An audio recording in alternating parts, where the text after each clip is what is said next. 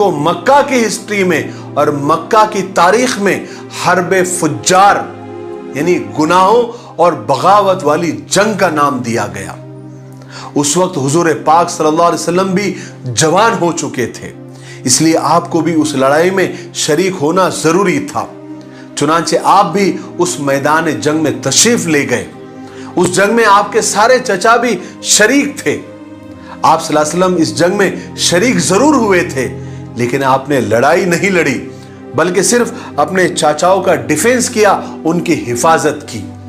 یہ پہلی جنگ تھی آپ صلی اللہ علیہ وسلم کی جس کا نام حرب فجار تھا، جس میں آپ صلی اللہ علیہ وسلم خود شریک ہوئے تھے۔ اسی طرح آپ کی جوانی کے زمانے میں ایک دوسرا اہم اور بڑا واقعہ ہوا جس کو حلف الفضول کہتے ہیں۔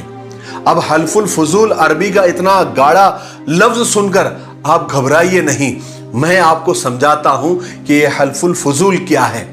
یہ حلف الفضول ایک عہد نامہ، ایک ایگریمنٹ تھا جس میں سب مکہ والوں نے مل کر اور سارے قبیلوں نے مل کر قسم کھائی تھی اور اس پر مہر لگائی تھی، دستخط کی تھی کہ اب مکہ میں کسی پر ظلم ہوگا، اتیاچار ہوگا تو ہم نہیں سہیں گے۔ ہم مظلوم کا یعنی جس پر ظلم ہوا ہے اس کا ساتھ دیں گے۔ جب تک ظالم کو سزا نہ مل جائے ہم چین سے نہیں بیٹھیں گے، کیونکہ پانی اب سر سے اونچا ہو گیا تھا۔ لوگ باہر سے آ کر، دوسرے ملکوں سے آ کر اور دوسرے کی جگہ کے قبیلوں سے آ کر اس میلوں میں آ کر جنگیں شروع کر دیا کرتے تھے اور باہر سے آ کر مکہ والوں پر ظلم کر دیتے تھے، جیسے کہ ابھی